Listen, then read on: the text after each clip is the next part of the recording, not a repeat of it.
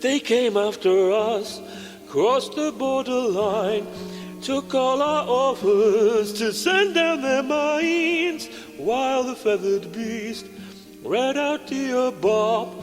So cried the trekker, this madness must stop. Toss a coin to your trekker, oh planet of plenty, oh planet of plenty, oh. Toss a coin to your trekker, oh planet of plenty.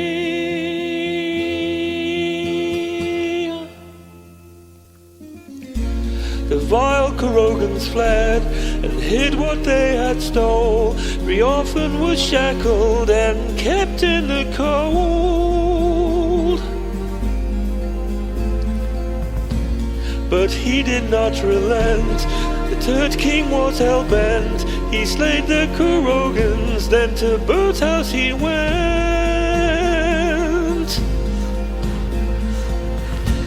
And with a mighty blow he struck that button red. The mighty bird folded in two by his bed. That's my epic tale, our champion prevailed. So let's drink a toast with some Romulan ale. Toss a coin to your trekker, oh planet of plenty, oh planet of plenty, oh. Toss a coin to your trekker, oh planet of plenty, oh planet of plenty, oh. Toss a coin to your trekker, oh planet of plenty, oh planet of plenty, oh. Toss a coin to your trekker, the great turd of Stanley.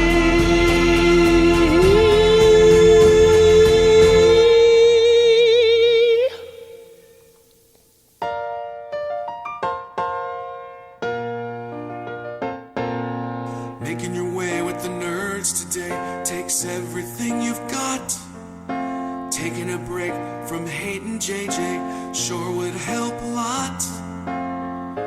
Wouldn't you like to just get laid? Sometimes you wanna go where all the Trekkies know your name, and they're always glad you came. You wanna be in a galaxy where Star Trek isn't lame. You wanna go where everybody knows your name.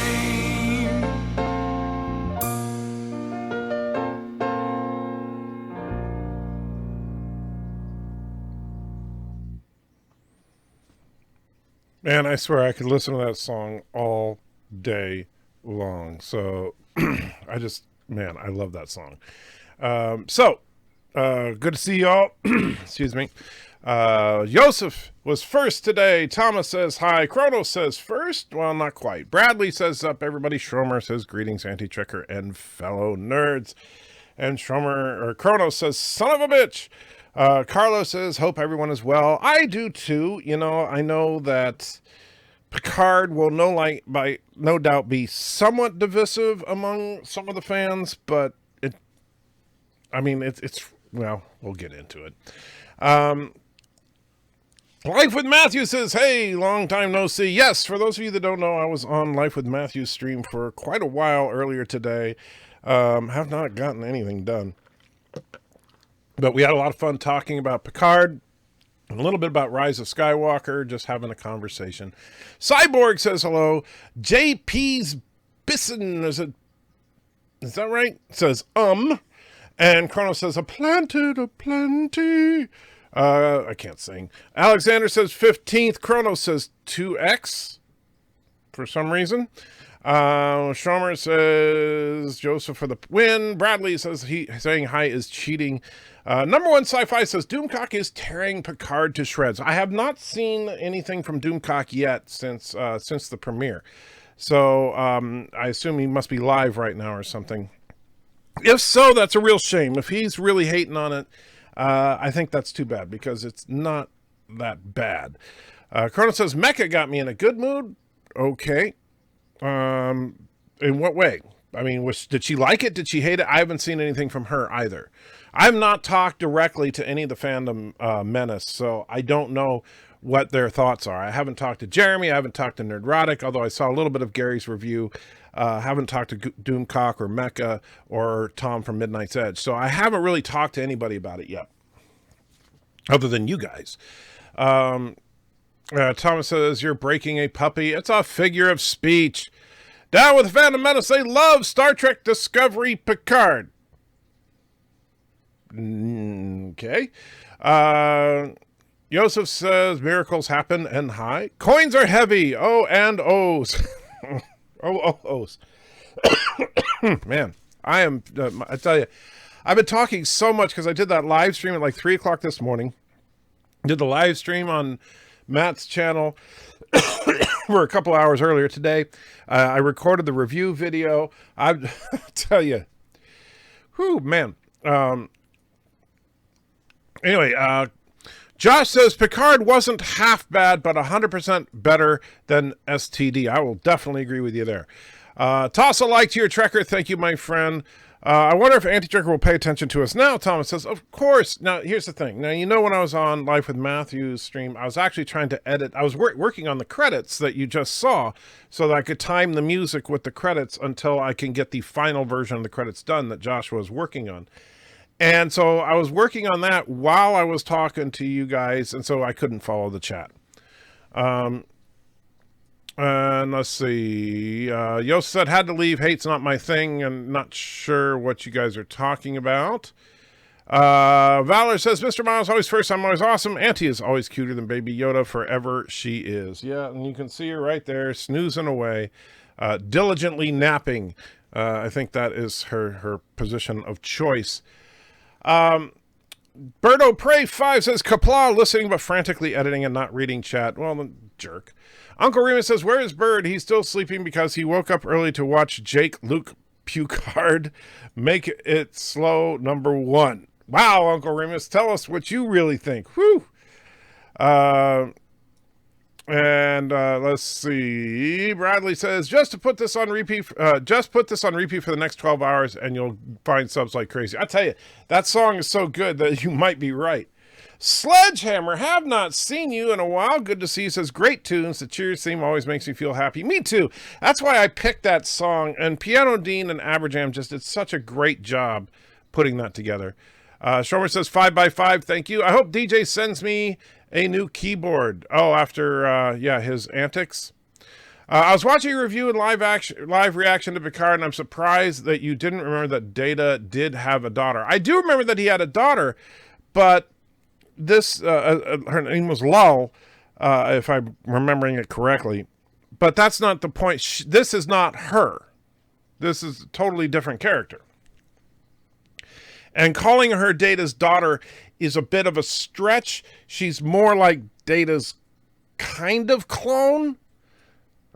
She's a clone of Data's brain, but not sure where they got the biological matter, so that's a little unsure. I'm sure they'll hopefully get into that as the season progresses. It's done! Yay! Hello, peoples! Cyborg says, first thing I did today was watch Picard. Life might be worth living once again. Yeah, I tell you, the show was better than I was expecting, to be honest with you. Stuart says, hello, just came from Doomcock live stream, and it is nuts. He is not a happy boy. Excuse me. Stuart, if you don't mind me asking, since I have not attended Doomcock today, what is his main complaint that he's saying? Like, what is he saying is wrong with it? That's what I'm curious about. And Slash.Dash says, where's my ship? Because I'm working on it, man. You do know what I've been going through, right? So just and I gotta say, I'm hoping soon to be able to get the 3D printer up and running. I really am, but I can only do things so fast because of my lack of physical ability. Which, you know, I'll tell you, it's kind of depressing. I actually now have a handicap parking permit. I put it on my Twitter the other day when we went to the DMV to pick it up. And it's like, I don't like that. So, yeah. And the really sad thing is it says permanent on it. You know, like, yes, you're never going to really get better. That makes me feel wonderful. Hey, one question. Did not check back in the live stream. How is my audio? Your audio is fine, Joseph. Oh crap! Doomcock is going mental. Doomcock is going mental. Guess he wasn't impressed. I'm curious to see what his specific complaints were, because honestly, I don't see. While I can understand that there's some things you may not like about it, there are a couple of things that rub me the wrong way in it. But as far as going completely Batwoman crazy, angry over it, I have a problem with that. After the stream, I sent you a disturbing video, unicorn wiggling his butt. Yes, I saw that, and I haven't watched it yet, and I don't know that I will, because I want to maintain what little bit of sanity I have left. But thank you, I guess, Thomas. Sci-Fi says, hello there, Anti-Triggers. Since you like Picard's first episode, let's hope it doesn't go straight downhill into the depths of hell. Indeed, Sci-Fi Sith. If I did post a brief review earlier today, I gave it a 7 out of 10. I thought it was good, not quite great, but definitely basically it could be a return to form for Trek depending on what they do, or it could fall apart into and just be an absolute mess depending on what they do. So let's see. Mecha had a meltdown. Oh, geez, this is gonna. Laura seemed to like it. That doesn't surprise me. Laura has always been a big Picard fan, so that doesn't surprise me at all. I'm like I said, I want to know what there's. If Mecha and Doomcock hated it, if they now granted, listening to Mecha the other night on Midnight's Edge, I'm pretty sure she had decided it sucked before she saw one frame of it, but. But I don't know for sure. She says she didn't, but boy, was she being negative during that show. I don't understand it. I really don't understand that. If people are going that level of hate on it, I'm kind of curious, because that mean that me and Gary are the only two in the Fandom Menace that didn't hate it. That would be weird, but okay. And so, Planet of Plenty, yes. That's why you put the times too. Gotcha. Apparently, people were forcing her to watch Picard. Okay. Andre says, Alexander, says, I think Picard was okay. I hate pilot episodes of mostly every show, so I will have to hold judgment until next week. Well, I think that honestly, it's going to boil down to how do they shape out the entire season. I don't think this is the type of show where you're not going to be able to judge it on a single episode. I think it was a decent start, but it could go down, it could go up from there. Where's my ship again, says /dash, which I already kind of answered. Doomcock, everything sucks attitude, gets old fast, can't enjoy his videos anymore. Well, like I said, I haven't seen what he says, and I want to know, does he have any specific complaints? That's what I'm curious about. And if any of you have seen it and don't like it, tell me, because that's what we're here to talk about, And Sursta says, I enjoyed so far, so I assume you're not done with it. Aberjab says, greetings, oh great Turtistani. My thanks to your accolades, but credit where credit's due. The lyrics to Cheers were 50-50 split creatively.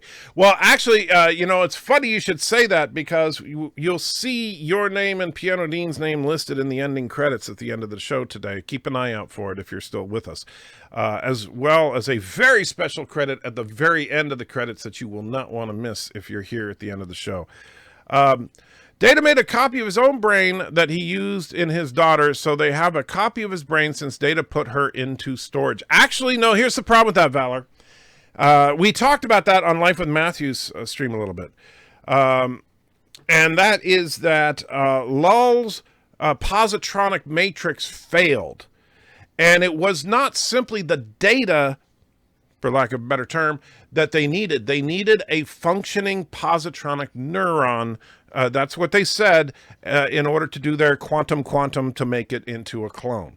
So simply having Lull would not do it, because her positronic brain did not work. And // says, don't ignore me! I'm not ignoring you. Really, I'm not. Bird of Prey says, use Antracker to get his attention. I already answered what he's saying again. I understand you're frustrated. I truly do, /dash. I get that. But you have, and I wish I could, well, I'm glad you can't, but I wish I could make you understand what I've been through this last year. It has been absolute hell on earth for me. And I'm trying to maintain a positive attitude about it, but I'm trying my best to get my life back in order, my friend. And so, I mean, I'm doing what I can. It needs to be Antracker with the dash. Oh, Bird of Prey explaining the /dash. So where's the ship you promised us? I can only say it so many times. I am truly trying to get my life back together / as soon as I'm able to get the 3D printer going, I will. But I am physically limited right now. And so I did not plan on any of this happening, right? I certainly did not plan needing to go in for knee surgery. I did not plan to being physically incapable. And yeah, I'm definitely didn't plan to be unable to walk around without medical assistance. So that is not my plan.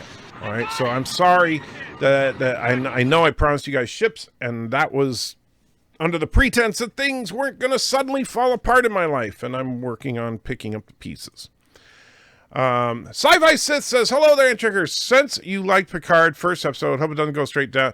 Well, you guys stop repeating. I know you guys know I always read the comments, right? Come on. What's going on? There's something in the Kool-Aid today. Bird of Prey says, Doomcock says they should have just beamed Dodge to them instead of beaming themselves to her. And I have to say he has a point. Well, sure. But you could argue that about 8 million different situations in Trek. Anytime they, in fact, it's funny because the transporter should be a magic get out of jail free card for a lot of situations that they don't do that in. And so I understand that that's a legit point, but at the same time, it's a legit point in probably about 100 or more Star Trek episodes. And he also puts €2 in and says, probably too late for a spoiler warning, LOL. Number 28. You got it, my friend. Number 28. So Birds Burgers, the new show coming to Disney Plus.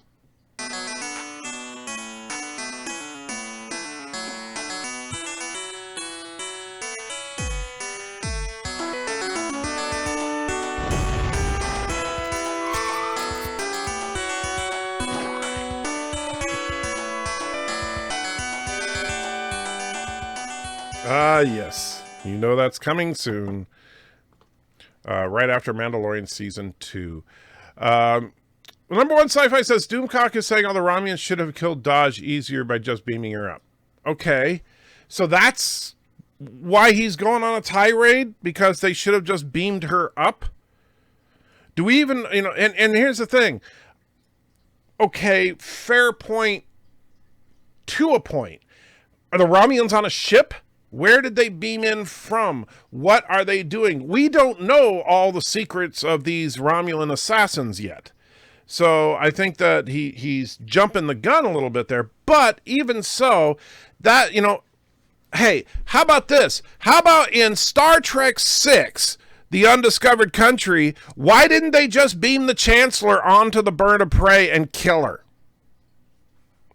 Okay. Yes, that's like I said, I think that is a fair point, but it's only a fair point to a point, because every single time in Star Trek that you have a situation where one person is in mortal danger or something, transporters, instant fix, but they don't do it.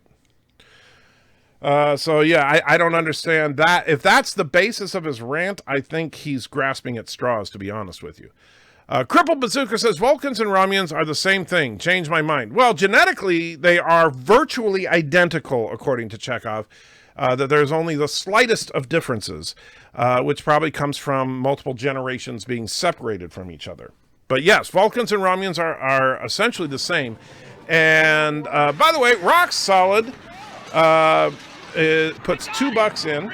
Thank you, Rock Solid. It says, am I still a moron and dumb if I didn't hate Picard? Yes, but just not on that particular subject.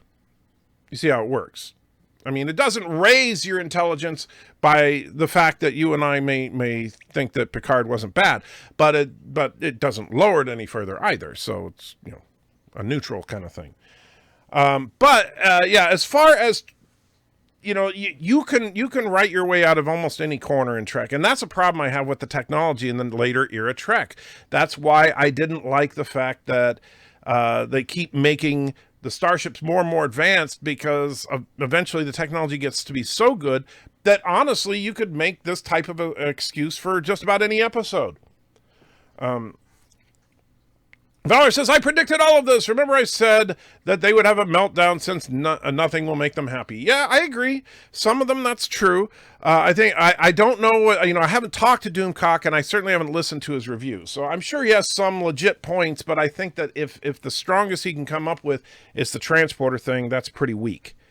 But I don't know what his score is out of 10. I know that Nerdrotic gave it 6 out of 10. So he actually gave it a positive score. He gave it the same score that I gave to The Rise of Skywalker. So if he bitches at me when I talk to him next about my score of Rise of Skywalker, I'm going to tell him he gave the exact same score to Picard. What's Doomcock complaining about Picard? LOL, more like what's he not complaining about? Well, I'm curious, like, does he have any legit points? That's the thing. E. Faraz says, the Disco Enterprise. The Disco Enterprise was not in Picard. I'm not sure why you said that.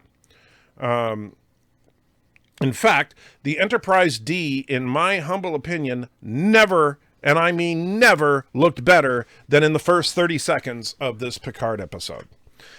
Christopher says, from what I've seen of Nerdrotic and Doomcock over the past few months, it feels like they have much invested in not liking Star Wars and Star Trek to admit anything positive. You might think that, Christopher, but like I said, Nerdrotic gave it a 6 out of 10. So he did not rip it to shreds. He definitely, you could tell that there were some things he did not like about it, and but most of it, when you listen to what he was saying, had to do with the production problems, with the fact that Kurtzman was a part of it and stuff like that, which really is not saying anything about the product itself. That's just saying you don't like the guy that made it. So you're saying check back in another 2 years. No, that's not what I'm saying. What I'm saying is I'm trying to do everything I can. But I am, you know, I have physical limitations that I certainly was not planning on. He believes that JJ's the writers CBS have completely crapped on the Enterprise and the Star Trek series, and believe that the original creator has been pissed on by everyone. Well, that's interesting, and that's something I would love to talk to Doomcock about sometime. Because here's the thing, I understand, you know, Doomcock holds Gene Roddenberry in a certain level of reverence that I do not, right? Because here's the thing. If you want to argue that the original creator, aka Gene Roddenberry, has been pissed on by this latest wave of Trek, what about the fact that Gene Roddenberry despised Star Trek II, despised Star Trek VI, was dead set against the very concept of Deep Space Nine, despised the Borg, despised, in fact, a whole lot of stuff that came around after season 3 of Star Trek The Next Generation. If you want to argue that Gene Roddenberry is being pissed on because this isn't what he would have wanted, no good Trek is what Gene Roddenberry wanted. If you look at what Gene Roddenberry wanted was what we saw in The Cage, what we saw in Star Trek The Motion Picture, and what we saw in the first season of Star Trek The Next Generation. That is Star Trek according to Gene Roddenberry. Now, that is what most people pretty much universally think is the worst of Star Trek. What people think is the best of Star Trek, things like Star Trek II, Star Trek VI, Best of Both Worlds, all that good stuff. Guess what? That's the stuff Gene Roddenberry hated with a passion. Cronus says, I prefer batshit crazy. Andy Tucker, you can say it. I can say it, but I tried to keep my channel PG.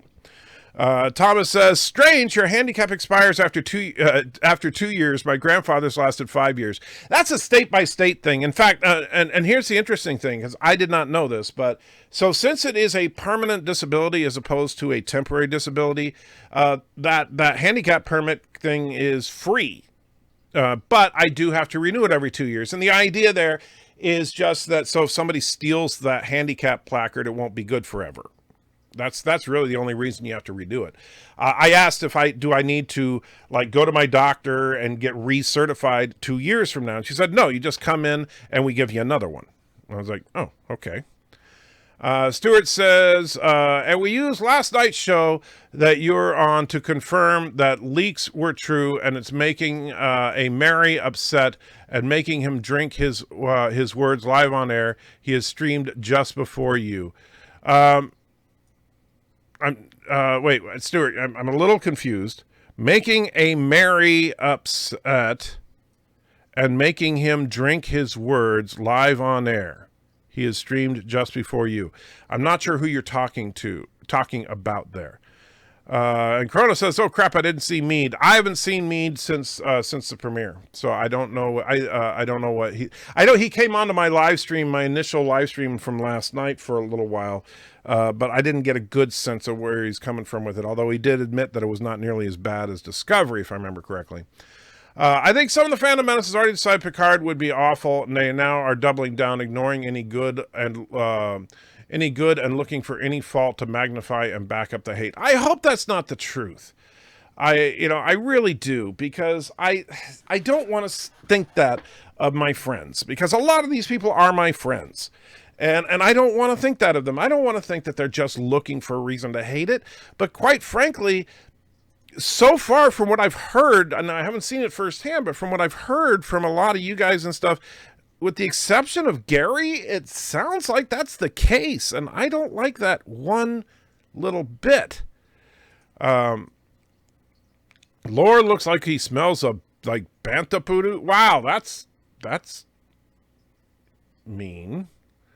Shower says, I think I already read that. And Slash says, I like it more than Discovery. Well, I think that is a universal truth. I really don't think, and I don't know, but I really don't think that even the hatiest of the haters is going to say it was worse than Discovery. I don't think that's even possible for someone to get out with a straight face. Stuart says, please don't take me wrong. I love you, even excellent man. Very good at, let's see. Please don't take me wrong. I love you, even excellent man. Very good at everything. He is very passionate about his work, and I'm just being honest in my opinion of what he said. Oh, that's cool. I understand, Stuart, but yeah, I just want to know, what people are saying, because especially like when it comes to Mead, if I'm on Midnight's Edge next week, I don't know what my work schedule is going to be, but if I'm on Midnight's Edge next week, I want to be prepared for the kind of stuff I'm going to be dealing with. Tomorrow night, I'm supposed to be on Friday Night Tights with Nerdrotic, and if, Jeremy from Geeks and Gamers or Doomcock or anybody else is there, I want to know what they're saying is so horrible about it. So, that's the thing. I want to know, what are the actual complaints? The transporter thing, like I said, I think that's an easy one to defend. I think that if you want to argue that that's a major flaw in it, then you'd have to argue that's a major flaw in half of Star Trek. Let's see. Too many nerds making too many problems and not much love to go around. That's sad. Valor says, wait, the D they're bitching about? What the hell? The D hasn't looked good in years. Wait, is somebody bitching about the Enterprise D, really? Because if they are bitching about the Enterprise D, then, yeah, in my opinion, it's never looked that good. I mean, if that's what the Enterprise D looked like in Star Trek The Next Generation, I probably wouldn't have hated the ship so much. Thomas says, all I saw was Mecha yelling about something, so I left. Oh, man. Double White Sci-Fi says, Doomcock is also saying that the acid spit on Dodge is too similar to that from Aliens. Okay. Well, acid spit, the aliens in Aliens don't spit acid. They bleed acid, but they don't spit acid. But whatever. I mean, okay, I could and the funny thing is that now it's true that Kurtzman has a tendency to borrow things from everywhere. And you could see some of that in this. Like, for example, I think that Dodge, certain aspects of her clearly borrowed from Firefly. I mean, Summer Glau and Dodge have some very similar characteristics. But that doesn't make it good or bad. It just means that you can tell where he got the idea from. And Captain Redneck throws $20 in. Thank you so much, Captain. Says, Star Trek Picard Episode 1 was excellent. Do not let the worthless hate flow through you. Hail, Anti-Trigger. Thank you, Captain Redneck. Well, if you saw my review, you already know what I thought. I thought it was pretty darn good. I wouldn't quite call it great, but if the series pans out the way this show could, it will probably end up being great. Let's see. So the acid spit thing, I think that's I mean, I would, if I was going to complain about similarities, I would complain about the similarities between Dodge and Summer Glau. And Sister says, I want to see more, pretty much. I do too. I'm curious to see where they go with the show. And that's something I never felt with Discovery. So that's something that has me encouraged. Yosa says, Doomcock is an act. I had to leave Mecca after she ranted Picard should die because he's old. Nerdrotic said in the first minutes, Mary Sue, I almost screamed. She died for F's sake. Well, you know, the funny thing is, and this was, I think, on the stream we were on, Yosef, I think someone mentioned Mary Sue, the original Mary Sue, actually dies in that story. So her dying doesn't necessarily forgive her being a Mary Sue, but I don't really think she's a Mary Sue because she wasn't in control. Yes, she kicked all sorts of butt, and yes, they overdid it. Like they gave her superhuman strength and stuff for no reason. That should not have happened, and they took that too far. That being said, Mary Sue, I think not quite close, but not quite. I spill poorly to make everyone else look good. Well, thank you, Kronos. You go ahead. So this isn't a spoiler-free zone. No, I should put that. I should have put that in the name of the stream. But no, I wasn't planning on going full spoiler-free or anything because we're just talking about it. And I mean, if people are going to watch it, they're going to watch it. I spell poor. I already read that. Stuart says, "What are the scenes he did not? What are the scenes he did not like it when the Romulans beam in and they got killed?" By why this character was a cyborg brain and doing skills only seen by the Major. The thing is, hers having the skills, and in fact, her having a cyborg brain kind of thing makes it more plausible to me that she could have the skills and not know it. I think that makes more sense than, say, Bourne Identity, where they're just like brainwashed into not knowing they have ultimate skill and stuff. Aberjam says, didn't mean like I was seeking credit, quite the opposite. You had been crediting me with the lyrics, but I only wrote half. Dean deserves credit for the lyrics too also. I do realize that, Aberjam, and that's why I think you'll be pleased when you see the credits at the end of the show today, because I actually do give both you and Dean credit for lyrics. Tim says, would rather listen to you talk about Picard than Doomcock. He's so angry. Well, that's his whole shtick. Stay angry. That's what he does. And he does it very well. So that's the thing. Doomcock is great for that kind of stuff. But the problem is that if it's not bad, Doomcock, where does he go with that? He's a supervillain. He has to be angry. If he's not angry, he's not a supervillain. So, yeah. Did you see DJ's last suit? Yes. I haven't seen it in motion yet, but I do. Everybody that has any way to contact me, it seems, has sent me a message with a picture of DJ in his in his rainbow unicorn suit. So, yes. Where's the Ed Triggers Duke Nukem, known as Airwolf Super Chat? The music is so 80s, Ed Trigger number 28. I mean, it truly is. That was Josh composed that music kind of loosely based off the Bob's Burgers song. Where's Mrs. Anti-Tracker in number 28? She's not there because it's Bird's Burgers, not mine. So it's not Turd's Burgers, it's Bird's Burgers.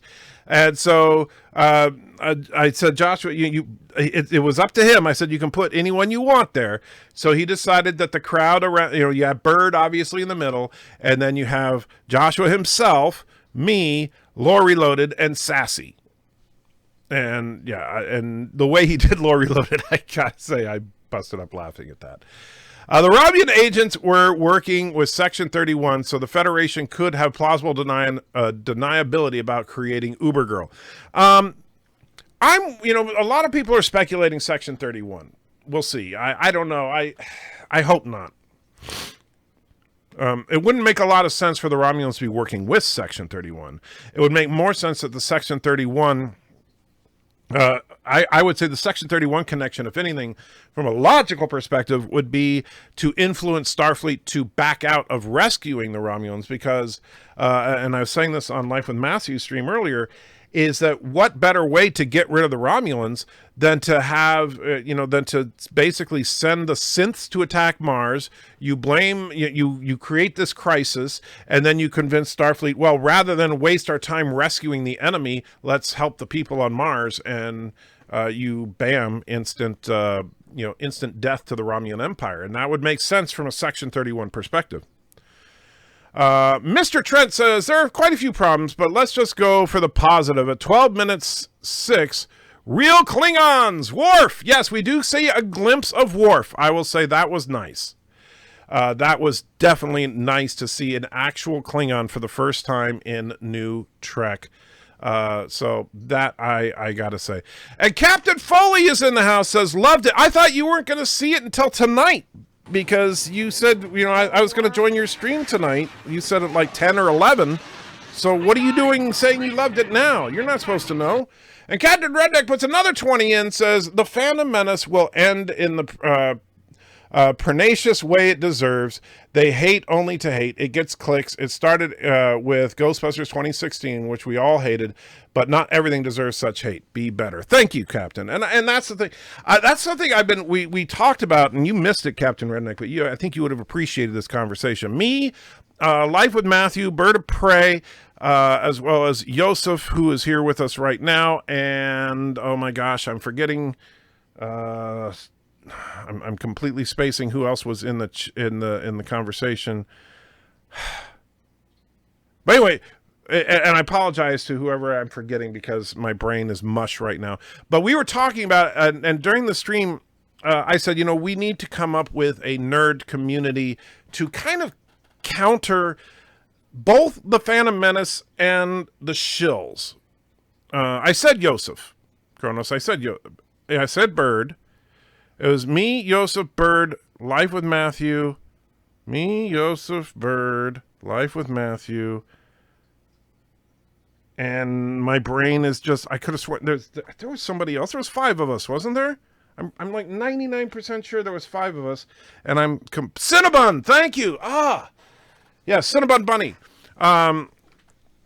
So yeah, we were hanging out, and I think we need to work on building the nerd community. We need to, but we need to counter both the extreme of the extreme negativity from the Phantom Menace and the extreme negativity from the shills / SJWs, and be reasonable, but be angry when it's appropriate, but not be angry when it's appropriate. So yeah, I think that there needs to be that. The problem is, and like you said yourself, it gets clicks. It's sexy. It sells. If you're constantly ranting and raving and screaming like a loon, you'll get 100 times more people than if you're mellow and calm and talking with a reasonable voice. So that's, that's a genuine thing we need to deal with. And Captain Foley messaged me, welcome to Trek Yards. Exactly. And we talked about you, actually, Captain Foley, during that stream. We were saying that you are one of the leaders in the nerd community, as we're dubbing it. And we definitely need to continue to encourage that. And so, but Captain Foley, and you can send it to me on that side channel if you want, but I need to know, when are you planning on streaming? Because I still have that appointment at 6:30 Central, and then I was planning on streaming with you afterwards, so I need to know what your schedule is. In the meantime, Yellow Flash number 2 puts $2 in and says, I like Picard, bracing for my hatred review video. Yeah, I'm ready for another round of. I got a ton of hate after my saying that the Rise of Skywalker was not the worst film ever. So yeah. And so, Carlos says Picard was really good. Not in the Trek we expected, but I think it's what we needed. I think that's actually a fair assessment. It really is, you know, it's true to the Trek concept in that it's questioning things about our real world, but it's not hitting you over the head with it. And that's where Star Trek Discovery went so wrong. It's not that Star Trek Discovery had a mission of diversity. It's that they had to just rail it on you over and over and over. So yeah. And Captain Redneck with another $10. Thank you, Captain. What you get? You hit the lottery this weekend or something? Says Captain Foley hereby submits his apologies for anything and everything, regardless of context. God bless Canada. Yes, that is true. Captain Foley is so Canadian that is actually, he'll probably apologize for that message. That's how Canadian Captain Foley is. Okay, so. Okay. Hello. And so, so you're doing a first reaction solo, and then after that. All right, well, hopefully we can talk, because I do want to talk to you about it. I think we can have a good conversation. But Darth Maul says, I'm subscribing to CBS, not based on the word of our... and now, you know, Captain Foley, he couldn't see that, but he just put into the side chat that Captain Foley sent to me. He said, I'm sorry, Captain Redneck. Darth Maul says, I'm subscribing to CBS, not based on on just the word of the great Turtistani leader, but I'm a Trekkie. I'm being optimistic in the land of justified pessimism from the fandom menace. That's cool. I can't argue with that. Schroeder says, perhaps the issue with the transporters, Picard, Mr. LaForge, can't we use the transporters like we did the week and the week before that? Because of the script, Captain. Exactly. And that's the thing, is that you can identify that problem at least 100 times in Trek. Chrono says, you won't see this for another hour and a half. Foley is here. Yes. Thank you. Thomas says Nerdrotic has been paid by CBS. Wow. Now calling Nerdrotic a shill. That's a switch. And Captain Redneck, I assume this is going out to Captain Foley, says, apology accepted, Captain Nita. So there you go. So apology given by Captain Foley and apology accepted by Captain Redneck when Captain Foley, of course, did nothing wrong and is just being Canadian. Rock Solid says, calling Daj a Mary Sue isn't accurate. There's an explanation for her fighting skills, and she's a surprise, shocked, scared by it. She has powers because she's a suing android. Actually, well, here's the problem with that. I agree with everything except for that last sentence. She is not an android. And that's the problem I have with her, is that she demonstrates superhuman strength, and she shouldn't. Because and at least, unless they retcon it later on in another episode, but they made it pretty clear, only her brain was modeled after Data. Her body was just simple organic tissue like you or me. And I remember Picard had that big old conversation about it. And so and very cool. Thank you, Joshua. But I can't respond right now. Joshua got the first image for the credits done. But no, as far as the problem is, she's not an android. She is a cyborg. She is a human with a positronic brain, which is weird because it kind of makes me wonder about where did they get the human parts from. But yeah. Doomcock is also saying that creating Dodge from just one positronic part is akin to using one bit to replicate a computer. Well, except they did say it's a positronic neuron and that it's actually like cloning. So I don't see the problem with that because that's the thing. Positronic brains are supposed to be pretty much synthetic, but they work very much like organic. Cronus says, wow, 101 viewers, just keep up the rambling. Yeah, up to 113 right now. Just kind of crazy. But Sistra says, okay, little nitpick. Why do the Romulans say speak English? Any thoughts on that? I actually was very curious about that, and I think that it's because they purposely wanted her to understand what they were saying. That's the only thing that makes sense to me, is that they wanted her to understand what they were saying. Because she obviously is not Romulan. Who is Doomcock and why doth his opinion matter so? Well, Doomcock is a leading member of the Phantom Menace, and he's just a cool guy. I love Doomcock. I mean, the conversations I've had with him, he's a great guy. And man, has he got a singing voice. He is incredible singing voice. But Doomcock is also a little crazy. And I didn't even see, I'm so sorry, Sean, I missed your super chat there. Put 10 pounds in. I cannot believe I missed that. I am truly sorry, but it says evening, 1 hour, 41 minutes to go in the UK. LOL. Question. Watch your battle breakdown of DS9 Jem'Hadar. Do you think if Odyssey had been a sovereign class, it would have survived the battle? That's an interesting question, because the thing is that the sovereign class does have a lot more teeth than the Galaxy class.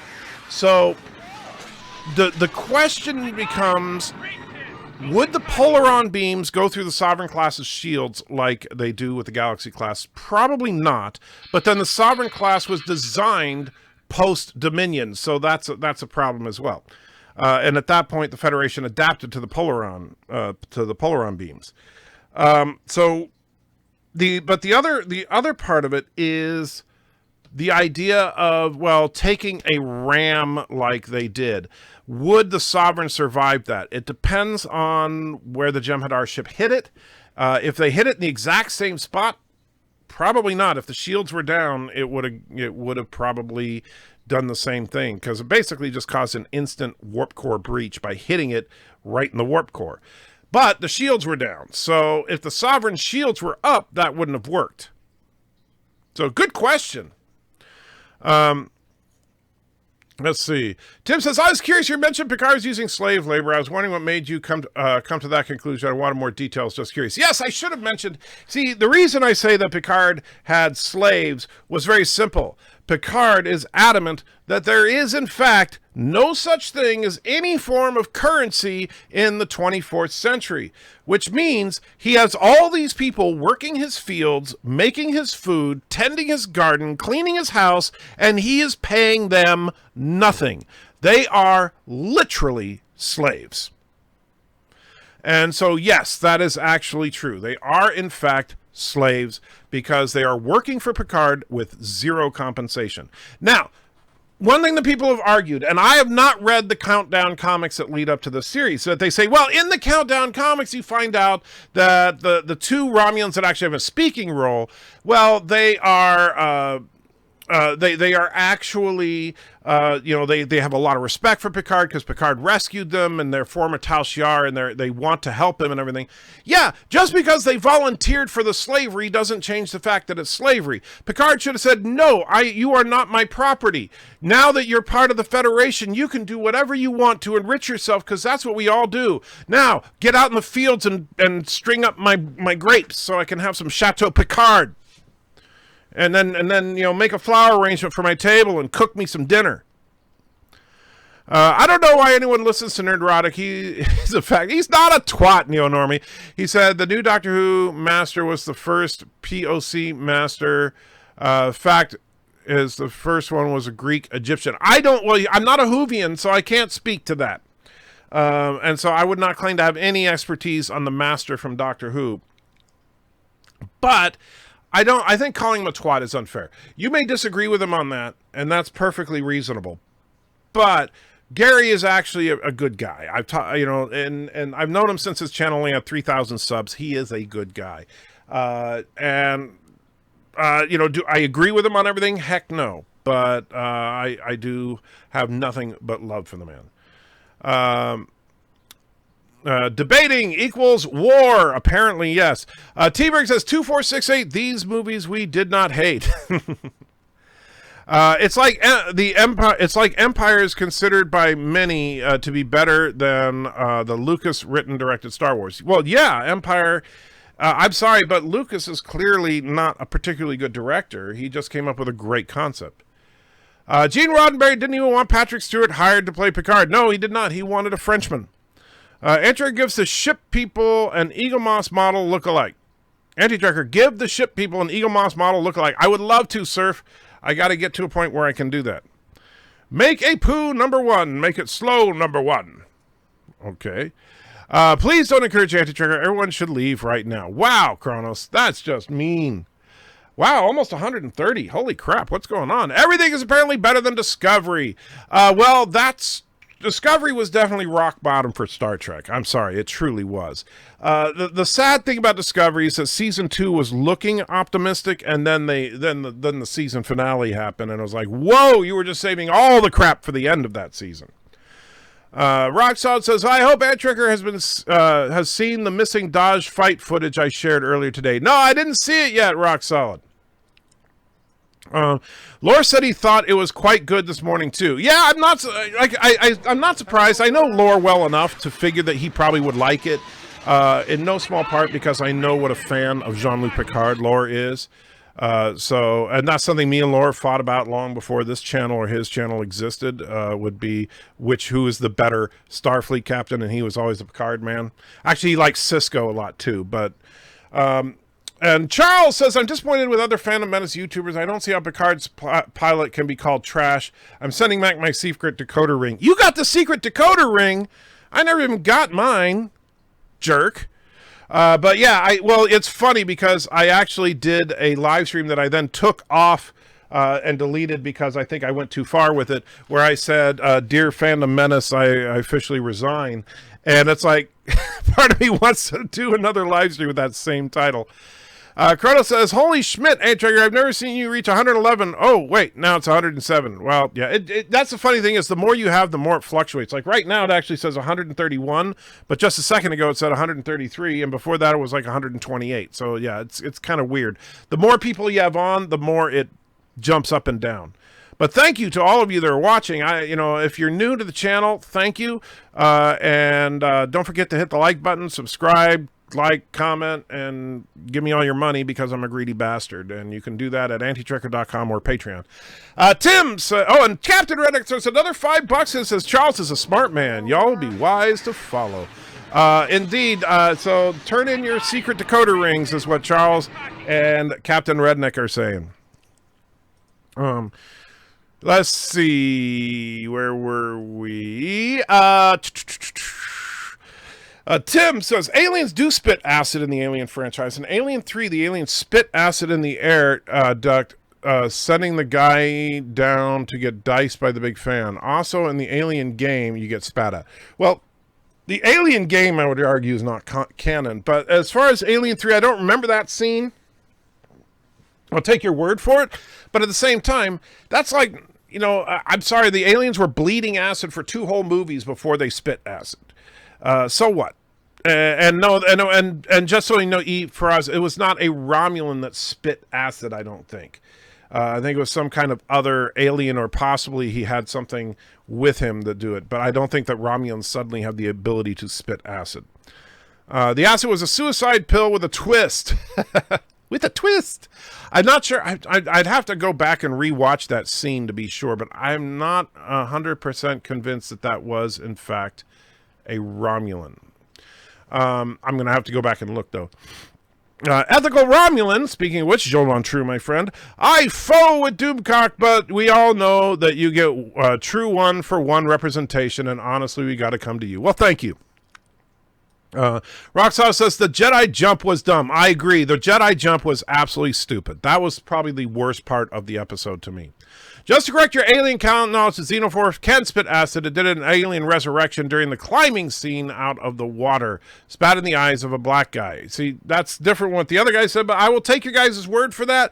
I don't claim to be an expert on all things sci-fi, but if that's true, then fine, the aliens can spit acid. But does that mean that because the aliens spit acid and whoever that person was spit acid, that it's a ripoff of Aliens?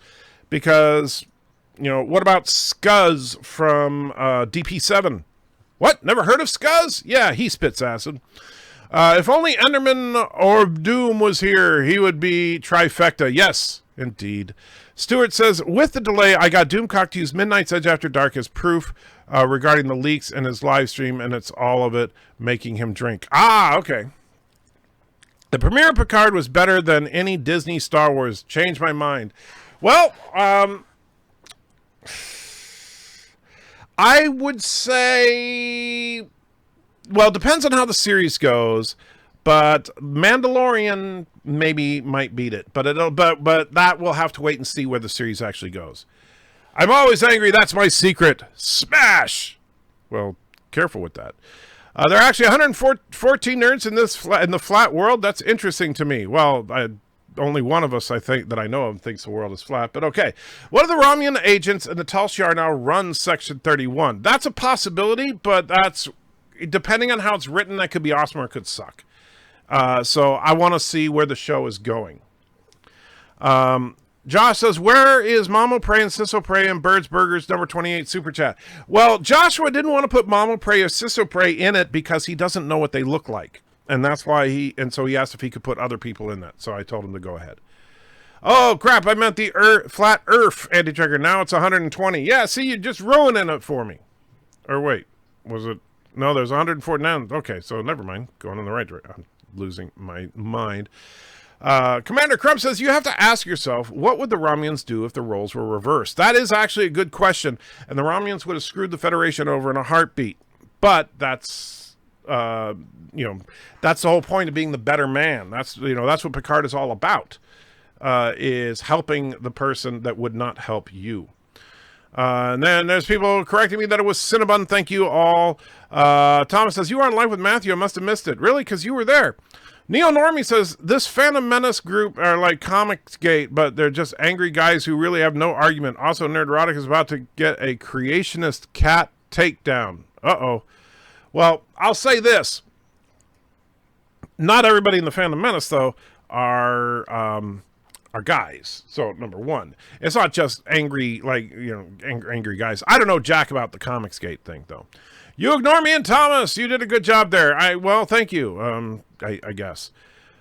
Tiki Doom, stop with the community stuff. Leave that to the SJWs. Well, but you know what? When I say community, I mean genuine community, not fake community with right think. What you're basically saying is that nerds need a neutral zone. Indeed. That's actually that'd be a good name for it. A possible name for the middle-of-the-road nerds, Children of the Sun. Okay. Stuart says, just to be clear, the Major is a character from Ghost in the Shell, and she is a specialist cyborg police officer who is good in close combat. Ah, okay, yes. I've seen Ghost in the Shell. It's just been a while. And yes, I mean the animated one. I have seen the Scarlett Johansson one as well, but the animated one was better. Carl says, holy fucksing Schmidt, 122. That's got to be a record. Well, we're up to 137. I think that is a record for me. You know what's sad? My reasoning behind not seeing Witcher and thinking it's bad is more valid than anything DC Mecha Gary said about disliking Picard. Well, I if you're a fan, and the funny thing is that The Witcher is a good example. It's like, if you don't know anything about The Witcher, you might enjoy it. But if you know The Witcher, you're going to have some problems with it. And I didn't know that until after I saw it, because I'd never done anything involving The Witcher until, but then talking to some of you guys, you filled me in on what I'm missing. Zeal says, or Zell, I'm sorry, says, Andrew, thanks for always keeping it real. Phantom Menace isn't above criticism, and I've been noticing issues too, but the blowback from criticizing them to be cult-like at time. The Rise of Skywalker sucked. Well, I didn't think The Rise of Skywalker sucked, but I agree with the rest of your statement, and that's okay. We can disagree on that. Chrono says, yay, Andrew, I saw my chat. I try to read your chats. I'm pretty good about it. Tiki says, sounds a lot like the story to Logan. Well, no, because see, here's the thing about Logan. And by the way, Captain Redneck throws another $10 and says, will the fat Menace ever realize that Disney has never made a Star Wars movie? Do they not? Do they also hate Disney's The Mandalorian? I think they're kind of torn on The Mandalorian, to be honest with you, Captain Redneck. But some hate it, some don't. But no, I think that they don't, they call it Disney Star Wars because they want to be, it's kind of ironic because they're trying to be anti-corporatist by saying Disney, but Disney actually, you're right, didn't make any Star Wars movies. That would be Lucasfilm. Lucasfilm just happens to be under the Disney umbrella. And I didn't know that, so Captain Foley just sent me, the funny thing is Mecca calls Trek Yards the neutral zone for Star Trek fans. Well, there you go. Maybe you should change the name of your channel, Captain Foley. Just saying, that might not be a bad idea. Well, of course, Trek Yards is so iconic, though. Anyway, but Tiki, about it being like Logan. No, it's not like Logan at all, because in Logan, you have, yes, there was a girl, and Patrick Stewart was involved, but that's about it. Because in Logan, of course, they find this girl. The girl is special. They need to sneak the girl to Canada in order to save her and all the rest of the mutant kids, right? However, in this one, the girl's dead. So, yeah, it would be like if they first find the girl at the beginning of Logan and then she is shot dead. Okay, now what?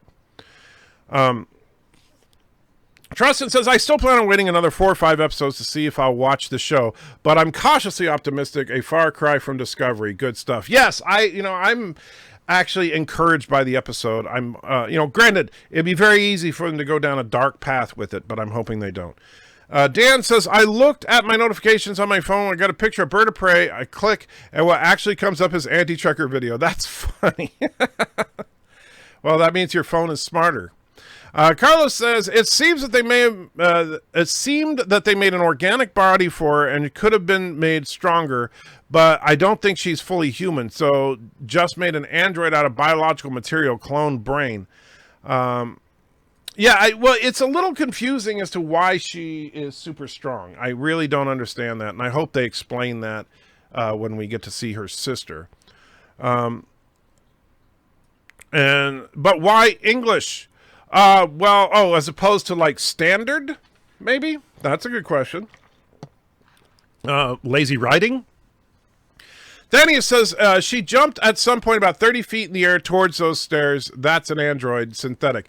I understand what you're saying there, and I had a big problem with that jump because apparently they made it very clear that she is a normal human being, but with a positronic brain. And yet they have her do stuff that would require her to have an android body as well. So that was a glaring flaw in it to me.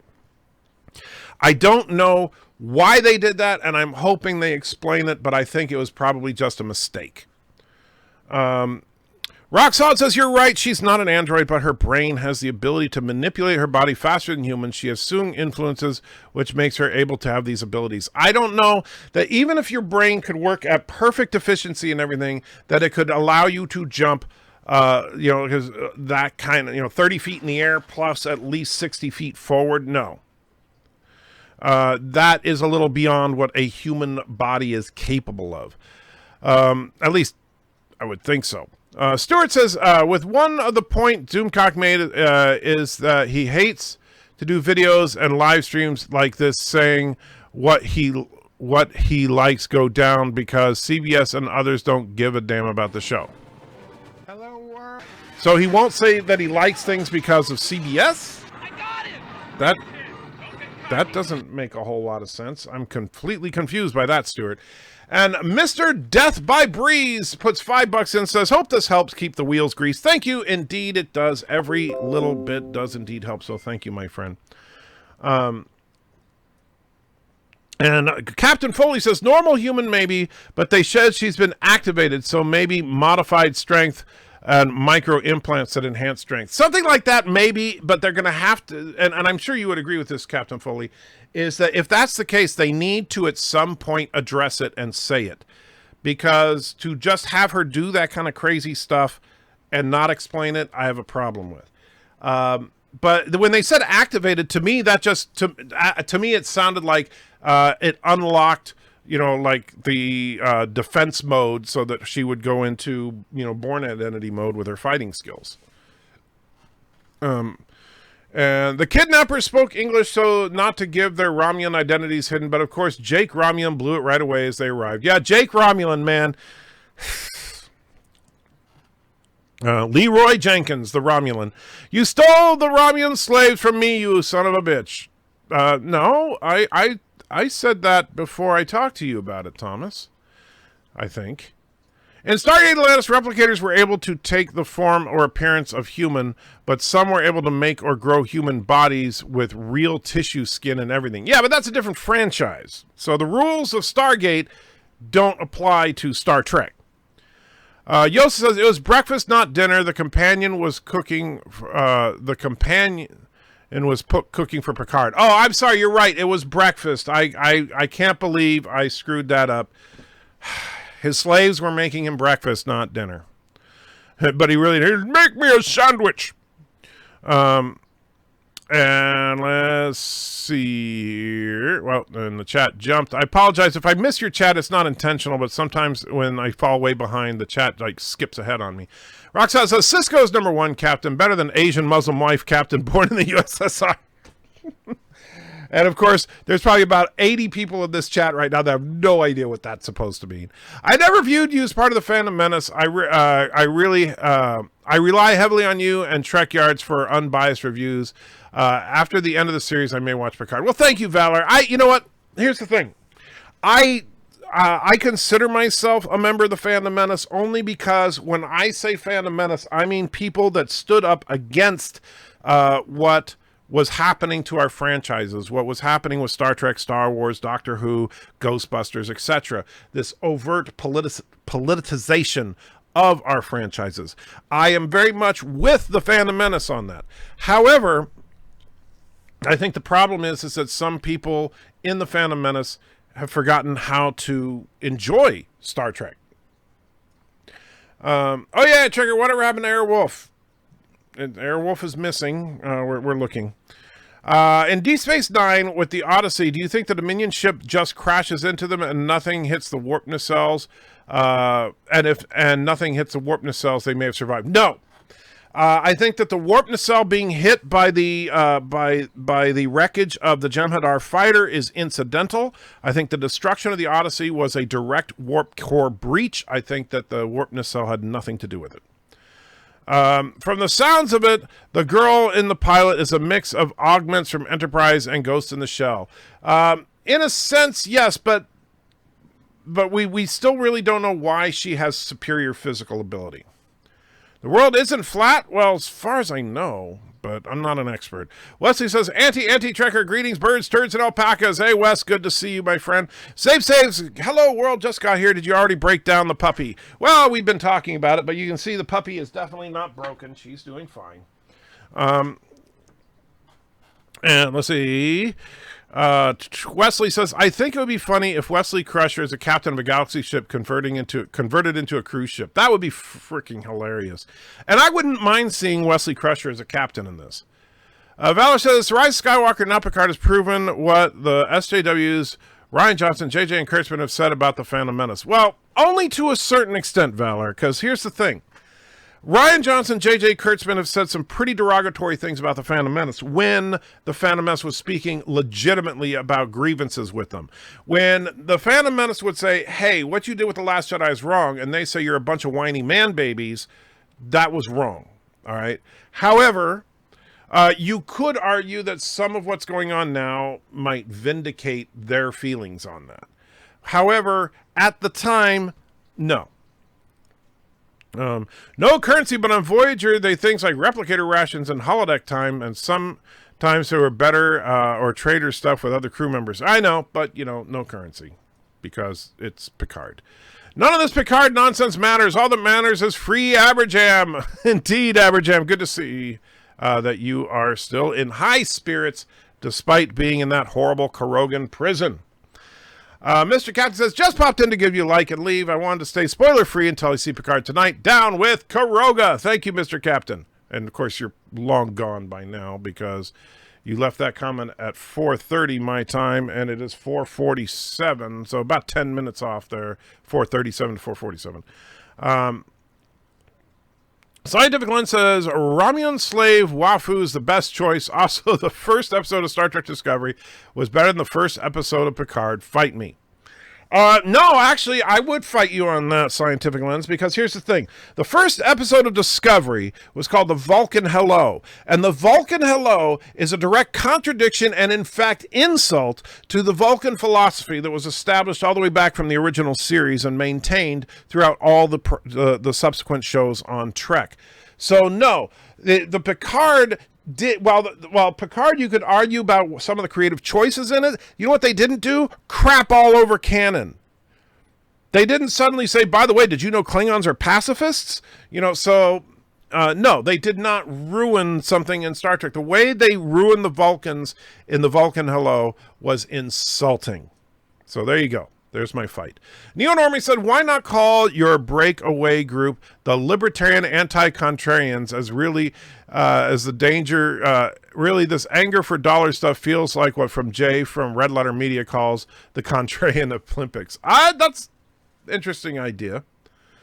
What is a Trek Yards? Trek Yards is one of the best sources on the internet for Treknology information.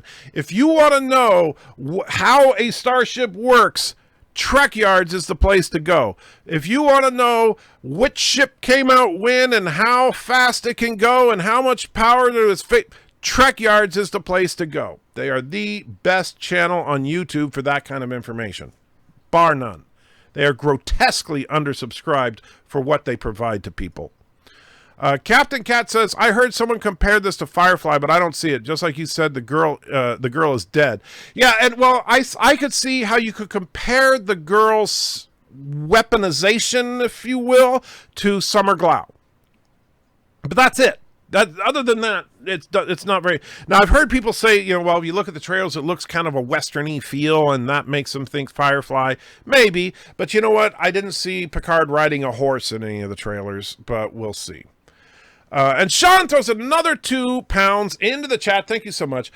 Keen to see if the ships are TNG or Discovery canon. That is... Well, I'll tell you, it's funny you should say that, because in this episode...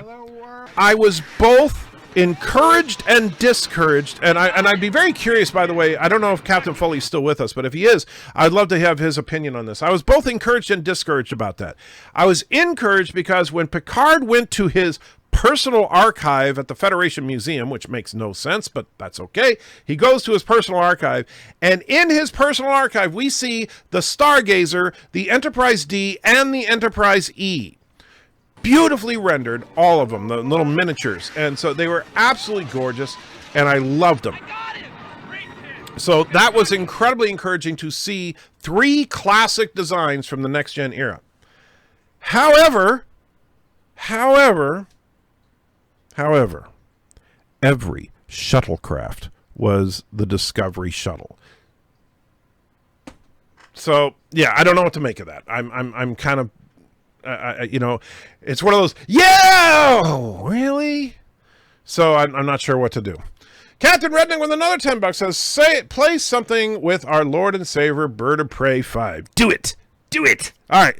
So for those of you that don't know who Bird of Prey 5 is, we're going to take just a quick break and let you enjoy Bird of Prey 5. And by the way, and Captain Foley says, I love the ships in the museum. However, yeah, the Discovery shuttles pissed me off. So it looks like we're kind of on the same page with me and Captain Foley on that. But so Bird of Prey 5 is a YouTuber. I love the guy. He's a great guy. He's an inspiration. He truly is. And he's an inspiration in many ways. Most notably that Bird of Prey 5, well, he's the most special Klingon ever.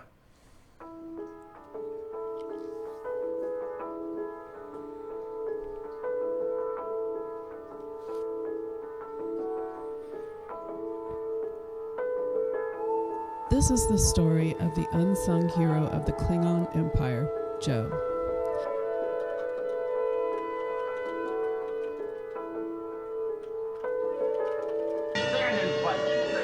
Joe was the only Klingon in history to dare to call Captain James T. Kirk a coward and live. Joe not only fought the mighty Captain Kirk to a standstill, he also beat the legendary Montgomery Scott in hand-to-hand combat. Joe had a plan to overthrow his commander, Kang, by tricking Kang into fighting against Kirk.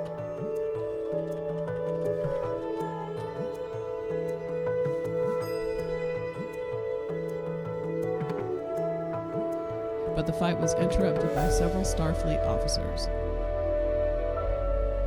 Joe then made the mistake of trying to fight Spock in hand-to-hand combat. Spock used a Vulcan nerve pinch on Joe, causing severe nerve damage. It was years before Joe could even speak again.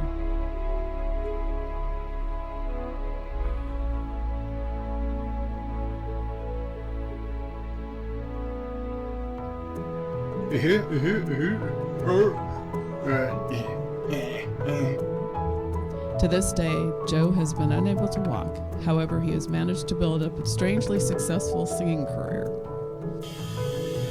Alamarine, count to 4, Alamarine, then 3 more. Alamarine, if you can see, Alamarine, you'll come with me. Alamarine, count to 4, Alamarine, then 3 more. Alamarine, if you can see, Alamarine, you'll come with me.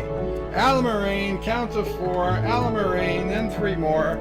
Alamarine, if you can see, Alamarine, you'll come with me. Alamarine, count to 4, Alamarine, then 3 more. Alamarine, if you can see, Alamarine, then you'll come with me. Thanks, Joe, for being an inspiration for every brain-damaged Klingon out there.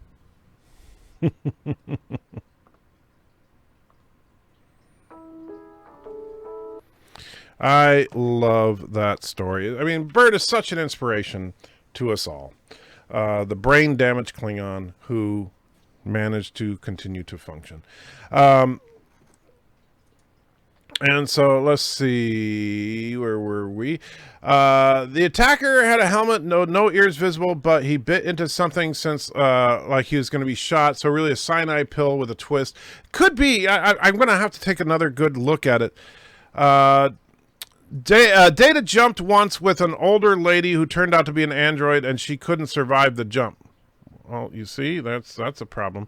Oh, and we got another $5 super chat from Jarsa. Welcome, Jarsa. Says, still hate destroying Romulus, but I like that it's now just a Romulan sun instead of a galaxy-killing Nova.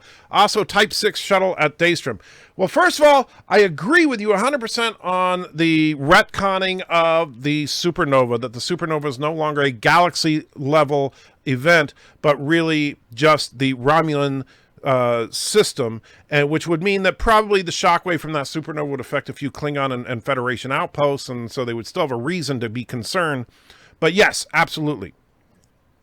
As far as the Type 6 shuttle to Daystrom, are you talking about in Picard's storeroom where, like, was it a model ship? Because I know that there was a captain's yacht, and I think there was a shuttle in there too. But I'm not counting that. I'm saying, like, the shuttles we see people zipping around in were Discovery shuttles, and that's kind of what pissed me off. Josh says, how do we know she isn't a Star Trek T-800? Well, that's exactly what she is in a sense. And that's the thing, like when people say, oh, it's so stupid to have her have organic tissue. Well, she is kind of a Terminator, but we don't know if she had like a positron or an android skeleton. So I get what you're saying as far as her being a T-800, but I don't know. I'd have to, I hope they explain it. My brain makes me trip over myself when chewing gum. Amtrak, I'm trying to kill it. I'll try. Don't kill your brain, because then you won't be able to talk. Maybe your brain could calculate the exact way to fall and land properly. Well, there you go. That would be a good thing. So don't destroy your brain, or else you won't be able to calculate that. Darth Maul says, Amtrak has an episode where they replaced Kryus' love interest brain with a half positronic brain. It didn't work this well. I'm trying to. I don't remember that episode, but Kira's love interest. Oh yeah. I vaguely remember that. But yeah, this. Well, they even said in this that making it work is not an easy task. Does it seem like the Federation is more advanced but with less of a soul now? I think that's the intent. That's why Picard is left. That's why he's upset. What if the two Romulans are just waiting for Picard to die and they inherit the mansion? Okay, well, they're physically superior Romulans, then why don't they just kill them?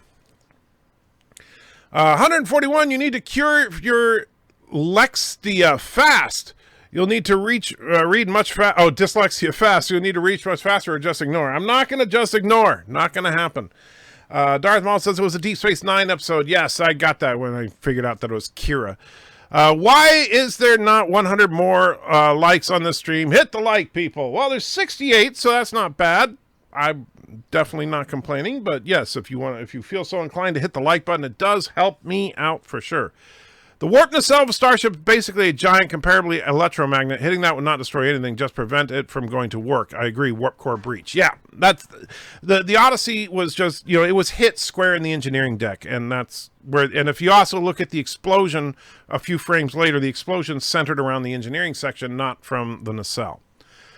She can kick everyone's butt, but she can't.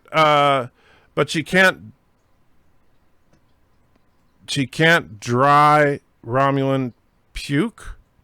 Okay. It's Rianne, not Ryan. Are you talking about Ryan Johnson? No, it's Ryan. As far as I know, I've never heard him call himself Rianne, but okay.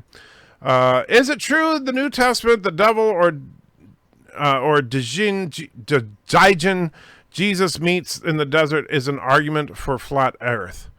I've never heard of that argument, Neonormie. Regarding me, female character for Cyberbrain, what if her body wasn't augmented like Karn? Well, that's a possibility, but like I said, I'm okay with just about any explanation as long as they give an explanation. Chrono says, Anchor, Bird of Prey taught you well, just don't read anything. Oh, yeah, that's what I should do. I keep forgetting. Star Trek Discovery will make Andromeda story and will reference Fall of Federation started in Picard. I hope you're wrong. But we'll see. Star Trek Discovery Season 3, at least we got Picard right now. The science and technology was horrid in this. Well, I'm not sure exactly what you're saying, because I need you to be more specific as far as what science and technology are you particularly horrified by. And that statue he left behind in Generations. Oh, yeah. We talked about that on Life with Matthew's stream.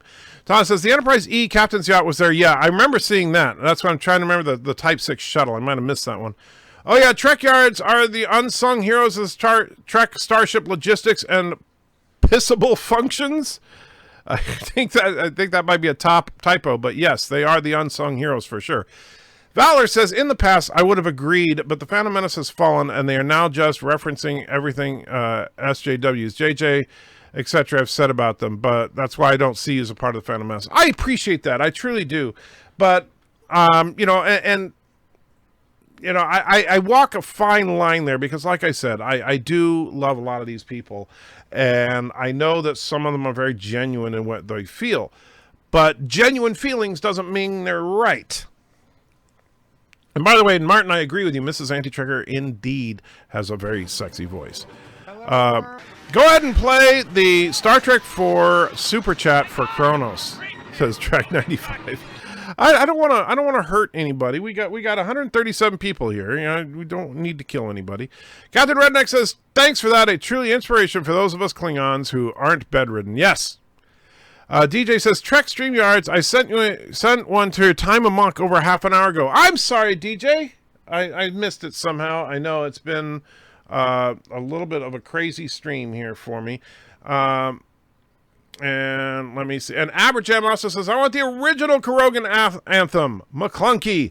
All right. So Aberjam, I got to find that original Kurgan anthem here. And then DJ wants the fight between him and Bird. Now, DJ, trying to remember what the number is for that. It would be very helpful if you actually just gave me the number instead of telling me I want the one with. And so let's see. We want general discussion. Come on, load up and super chats. And where is it? Birds Burgers, stop hiding faces, things fun, Chef 2.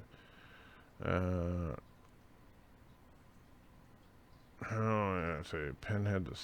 Where is it? Let's see. Luke surprise. The pool. Motivators. Helmet.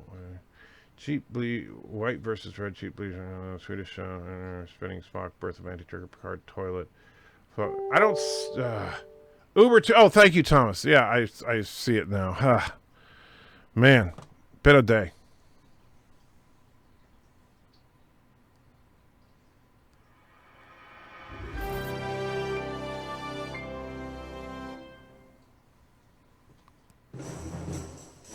In the tradition of our Vulcan ways, the two of you must fight to the death and kunat kalafi.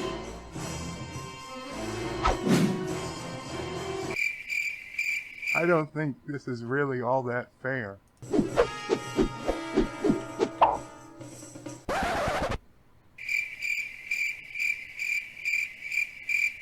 I have to choose a winner, and the winner is DJ. What? What? What can I say? I love bunnies. That is like the worst ending ever. And let me get back to here. And all right, so oops, wrong button. All right, hold on now. Now, for those of you that don't know, the Karoga is a rival country to the fine people of Turkestan, and Aberjam wrote the. Let's see, is this it? I have sex with she-males every day. I love having sex with she-males. That's right. So that's Bird of Prey 5, who does like she-males for some reason. But there is a Karogan national anthem. So here is the original Karogan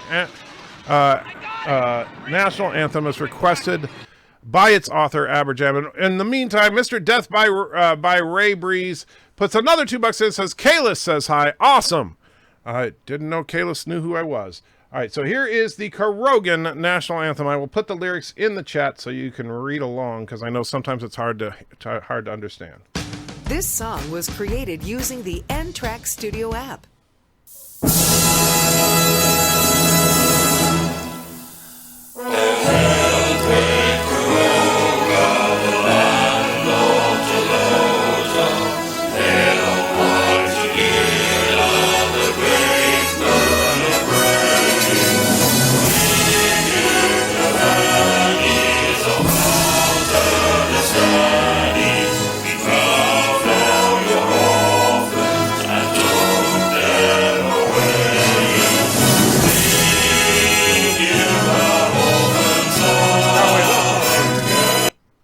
That's the revised version. That's the wrong one. Okay. This song was created using the N-Track Studio app.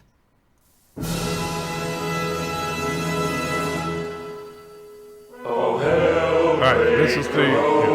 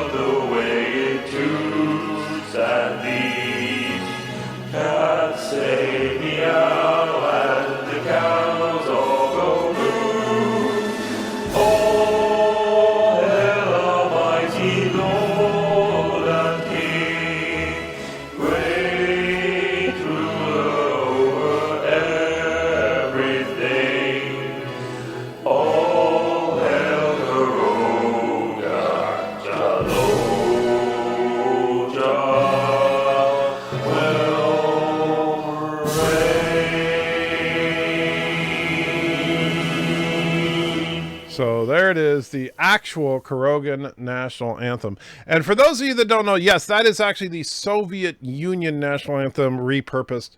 And yes, it was in Hunt for Red October. Candace Green throws $2 in, says, Anchor, I need to lay down, not well today. Oh, I'm sorry to hear that, Candace, but thank you so much for the $2 super chat, and my thoughts and prayers are with you. I hope that you get feeling better real soon. And let's see.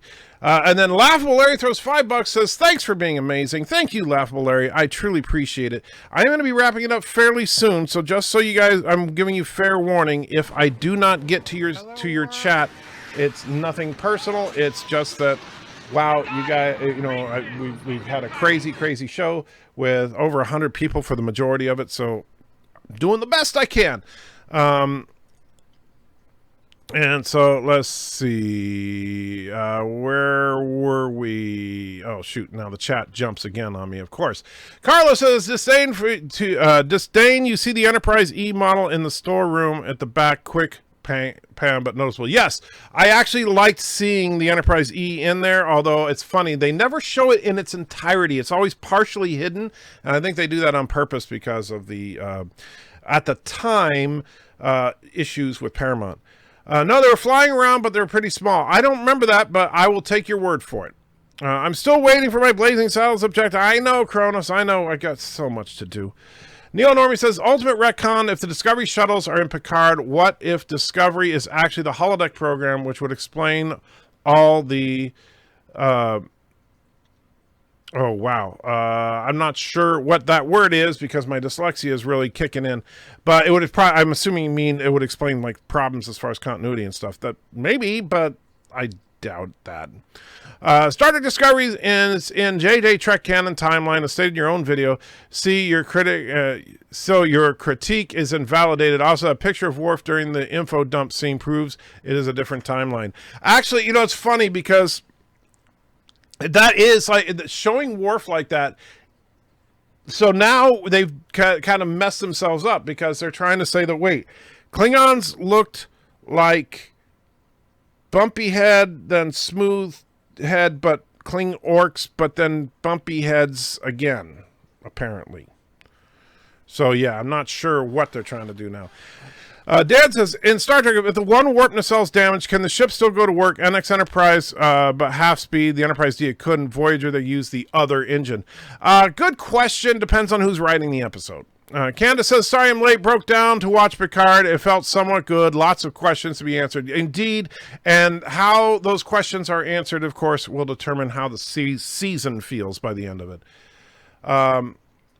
And Alexander says, I think Picard took them as guests. He's alone in life. Okay. What do you make for Captain Picard trailer seeing Romulan Wahlberg, I assume Warbird, from Captain Kirk time frame fighting ship Captain Picard is on? I'm curious about that. I'm assuming that it's an old ship, but yeah, I don't know what that's going to be.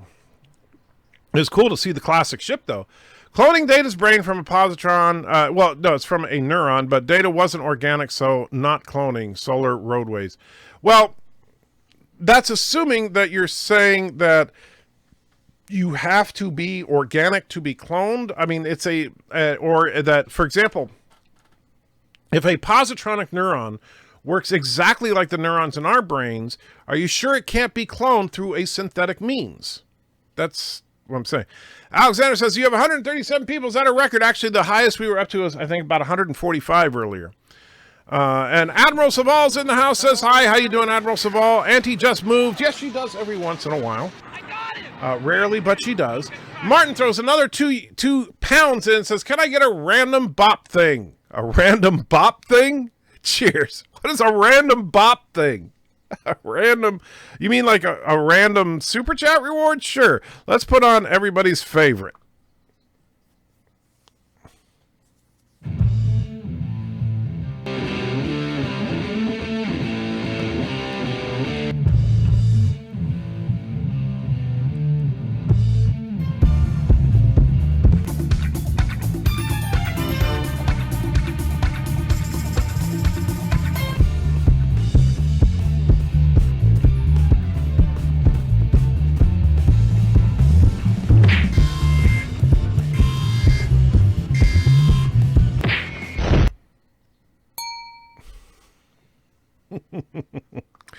So yes, the day Discovery died, which may actually be January 23rd, because Picard may spell the end of Discovery. Josh says DJ needs to be changed. DJs needs to be changed to Rainbow Unicorn. Yeah, DJ, you should change your channel name to Rainbow Unicorn. Uncle Remus, what do you think about the theme song to Picard? No hint or feel of Star Trek in the theme at all. I was hoping for at least a few notes of the TNG theme. Actually, if you listen at the very end, you do hear a few notes of the TNG theme. Neil Normal says, do dragon she-males look like Star Trek Discovery Klingons or TOS? Do Klingon she-males look like Star Trek Discovery Klingons or TOS? I'm not sure, and I don't think I really want to know. Just saying. Oh, and that's weird. So now the chat won't catch up because I was so far behind. So that means that I'm going to have to come over here. And Sean puts another $2 in. Isn't JJ simply being ignored? Vulcan in place. Well, not this. Well, the JJ Trek is an alternate timeline that so no, it's not ignored. It's a completely different timeline. So it's not a part of the prime timeline at all. I prefer God Save the Queen, says Sean. Well, that's I don't think either song really rolls off the tongue, but okay. Alexander says, I didn't hear the part about she-males. Well, that's all right. You can talk to Bert about that later. I know you have a full plate. I'm just being a jerk. Yeah, you do that a lot, Cronus, but I love you anyway.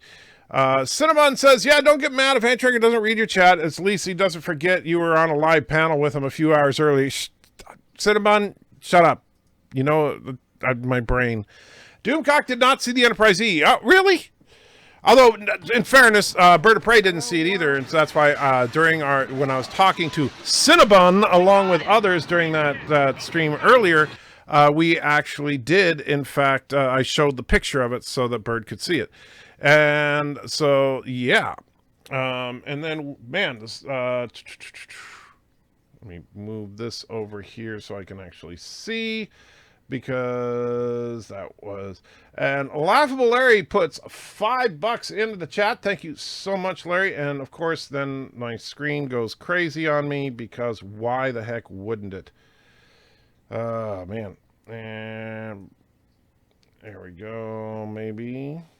Come on. All right. And why won't, come on. Why is, I can see the Laughable Larry put a super chat, but I can't read it. So I'll have to wait till I get down there. So bear with me. I still don't like the supernova destroying Romulus. The supernova. Yeah, supernova. That's a southern supernova. You got a supernova. Destroying Romulus. Well, maybe not, but it makes more sense if it was Romulan's son. Dan says, these are the soon-type androids we know of in TNG. List in chronological order. 2 unnamed prototypes, B4, Lord, Data, Juliana Tanner, and Lal. Yes, but now there's 2 more, but they're not really androids. And there's actually a ton of unnamed android super soldiers kind of things. Well, Worf did say that they don't talk about why they look different from the TOS era, so maybe that's why he said that. Yeah, that's what I'm hoping. Continuum Trek says, hey, Andrew, what's up, everybody? Hey, Continuum, I'm just trying to get wrapped up here. I hope the Victorian Babylon woman is in Picard. I kind of doubt that. Stewart says, so in words, former Captain Picard is Romulans working in his vineyard, but there are female Romulans in the sexy maid outfits. That seems to be Picard's MO, yeah. A ship designed with 2 warp nacelles needs both to create a stable warp field that is equally dispersed over the entire ship. There are ships with 1 nacelle, but usually they are small. That is true. Sorry, I'm a Star Trek tech guy. Could give Trek Yards a run for his money. Well, you should. You should talk to Foley sometime.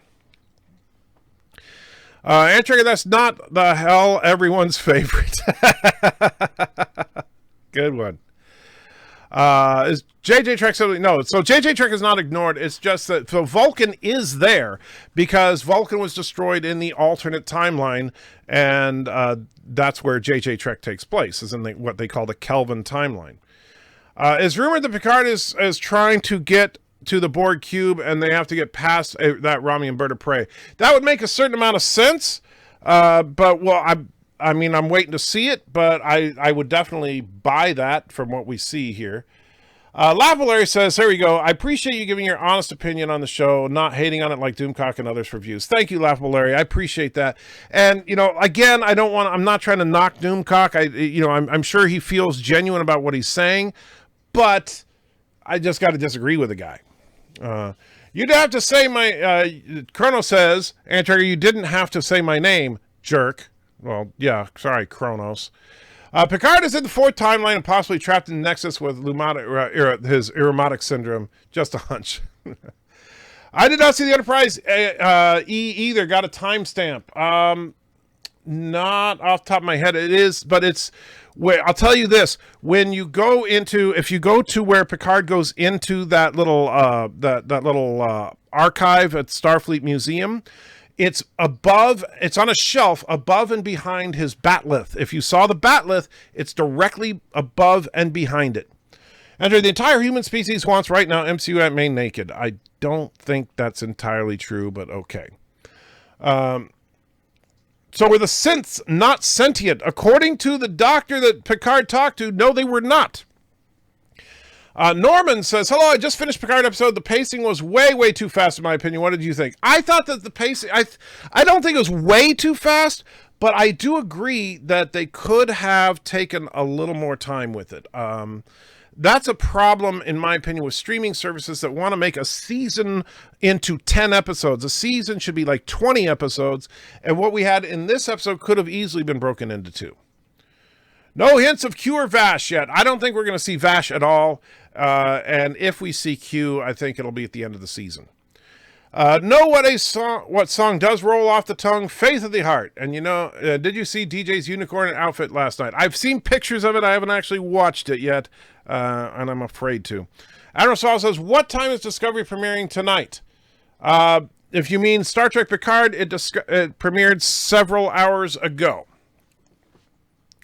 Leaders of the Phantom Menace made money from hate. It's ridiculous. Well, like I said, that's not universally true, but I understand the sentiment. Let's hope they don't bring back the Enterprise J. Yuck. And do you think the D is ugly? The Enterprise J, yes, is definitely more ugly. That's true. And let's see. And then Bird is ignoring me. Do you know if he's doing a live stream? Indeed, he is. In fact, he's been holding off because he was letting me go first today because I have somewhere I have to go. And then Alexander says, Asian Muslim wife born in the USSR is the best choice because that is something that Alexander would always say. So with that, I am going to wrap it up now that I finally got caught up. And what I said earlier, and I do want to stress this, especially to Aberjam, is that the credits have been slightly revised. The music has been updated, and you definitely want to pay attention at the end of the credits. I generally don't say that, but today is the exception. You want to see the very end of the credits. I promise it will be worth your while. So with that, guys, thank you all for hanging out with me. I had a blast talking about it. Look forward to the next live stream, and Jolan True.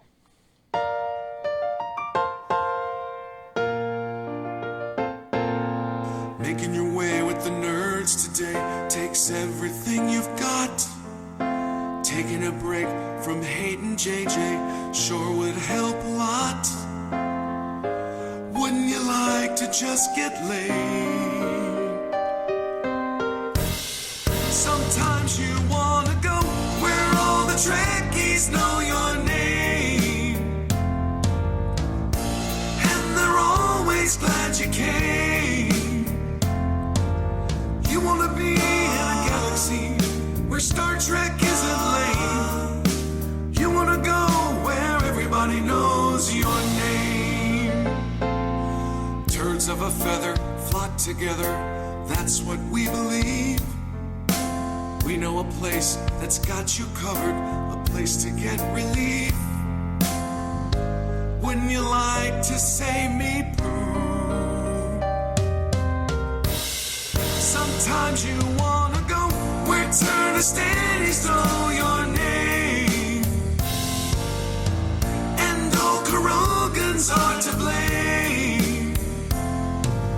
You wanna be where you can see Karoga go up in flames. You wanna go where everybody knows your name.